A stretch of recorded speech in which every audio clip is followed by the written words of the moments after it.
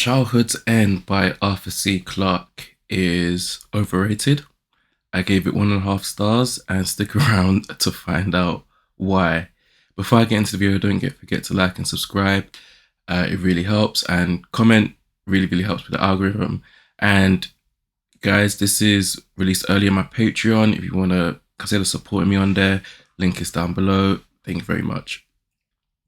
So this book was released in 1953 and it's considered a classic science fiction book. And I disagree. I really did not like this. I was coming into this with very high hopes, and it really did fall flat. So what is this about? This is about the overlords, who are a alien species, benevolent alien species that come to Earth and essentially made humanity get their act together. And they were just like, stop with the war, solve poverty, stop with the madness, literally just stop with everything. And I'm going to read you the blurb. The overlords appeared suddenly over every city, intellectually, technologically, and militarily superior to humankind. Benevolent, they made few demands: unify Earth, eliminate poverty, and end war. With a little rebellion at first, mankind agreed and a golden age began. But at what cost? So, fantastic blurb, right? Just beautiful to get you hooked in. One of the things that Clarke falls short on is that he doesn't really super explain just how militarily superior the overlords were. They did have ships that appeared in every city, but it didn't seem as though Clarke captured the appropriate human reaction to such a thing. And even though, like, this happened in one of my favorite books, The Harvest by Robert Charles Wilson, and even if he had the same issue, his was still a 5-star book because there was just more personality, there was more story to the actual novel than just the concept. Really, this really just deals with the concept, and that's one thing that is people would say that, hey Chuck, you should know this. Like, it's there are some sci-fi books where it's just the concept, and you know what, that's fine. I get it. It's cool, but at the same time, was the concept even executed well? Was the exploration around the concept executed well in The Childhood's End? And I actually don't think it was. This book is divided, I believe, into 3 parts. I really like the first part, and the first part we're following a character called Stormgren, who is a Secretary General and is seen as the link between the overlords and humanity. He really gets instructions from the overlords, and the chosen, I guess, person, the spokesperson for the overlords, is this alien called Carolyn. And they meet and they discuss things. And even though there's frustrations on Stormgren's end, there's a mutual respect and a bit of a friendship between the two. Well, I was about to say the two men. What's his name? Carolyn does present as a man, I think, initially, because the overlords do hide their true form from humanity for decades. So let me just say the two men. And I won't lie, I liked part 1 and where it was going and what happened. And then, but as the story progressed and we got the time jumps, the story kind of just got worse and worse and worse and worse. It's not like part 1 was banging anyway, but I liked the introduction to it and I liked the ending to part 1 also. I was like, okay, how's this gonna go? And then I just didn't really like the rest of the novel at all, really. I did hear that Clarke did, edit this quite a bit and update it before I think it was originally published. Maybe that took some of the bite away from it, who knows? But it is what it is. In terms of the sort of rebellion, we did have a group called the Freedom League who were opposed to the overlords from the start. And, they are very the threat of them is prominent in part one, not so much in the other parts. I I did like it.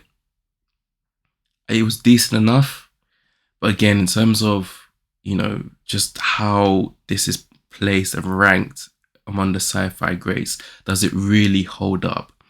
And I don't think it does. I really don't think it does. The characters were flat. It's not about the characters with this book, and if you're gonna read it, you have to go into it knowing it. The pacing was decent, but I'm just quite disappointed in this. I was really looking forward to it. That front cover is just absolutely fantastic as well. Um, it just wasn't for me. Clarke did a good job in terms of the overlords and what we learn as the book goes on about the overlords, which I thought was actually pretty cool, but at the same time was a bit frustrating because now there's more to know, which was strange. But this quote by Carolyn I thought was cool. I wish people would stop thinking of me as a dictator and remember I'm only a civil servant trying to administer a colonial policy in whose shaping I had no hand. This was on page 15, and this quote, especially if you get to the end of the book, really sticks out. Like, really, really, really does stick out. So yeah, like the prose, obviously Clark's writing style, his prose were good. They were decent enough. It's not like it's a horribly written book. This 1.5 star rating I'm giving to it is not because it was horribly written, but more because that it was unrealized more than anything, and it left a lot to be desired, and not in a good way. And so yeah, Childhood's End. I wish this was better. So this was released in 1953, and there is a book that I have a book review on called The Harvest by Robert Charles Wilson, and that book follows similar sort of tropes to this. We have a benevolent alien species who really is trying to get humanity to clean up its act. Except that in that book, it's a bigger book. It's a more richer book, a lot more texture, better pacing, better writing, better concept execution as well, better plot in general.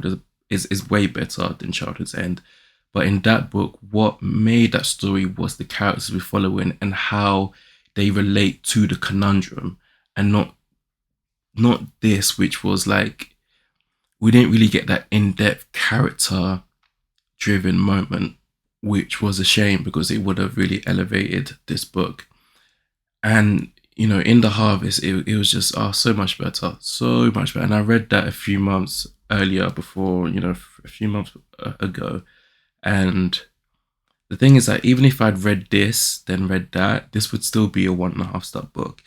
It's not like I was constantly comparing the two books, but this falls flat even as on its own merit. This again, but here's the thing with me, and I have a book haul video talking about how I feel about 1950s sci-fi. There's a book I forgot to mention about in that video, and that is More Than Human by Theodore Sturgeon, which again the front cover took me out, and it was fantastic. It was a fantastic front cover, and the plot, the premise seemed fantastic. I gave it, I think, 3 stars or 2 stars or 2.5 stars. I think I gave it 3 stars. It was concept heavy. There was a bit of a story there, but again, not fully realized. But I'm quickly learning that these concept focused science fiction books aren't really my jam. I love space operas, like proper space operas. I know the foundation, it seems as a space opera, but I'm about to film that review. That is another 1.5 star book that I was very disappointed with.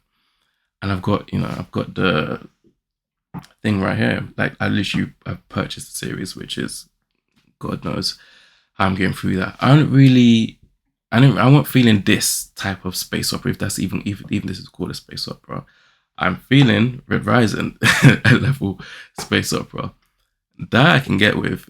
That is banging.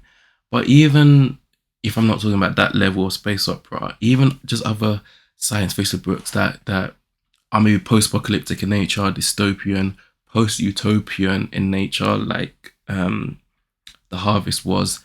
They're fantastic. I'm obviously speaking about The Harvest, Where Late the Sweet Bird Sang. I thought that was just, well, that's probably my favorite science fiction book of all time, Where Late the Sweet Bird Sang. Epic. Even some that kind of seem to me to really touch on a lot of what the anthropological literature touches on in terms of sexuality and how you construct a society.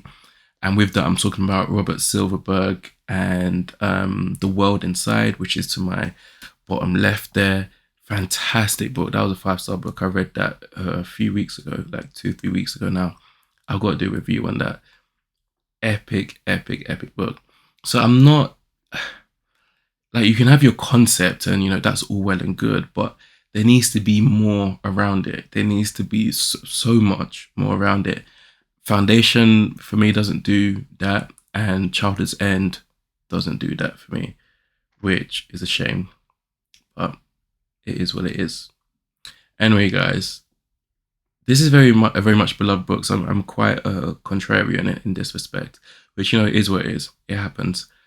But let me know what you guys think in the comments. Thank you for watching. Thank you for listening.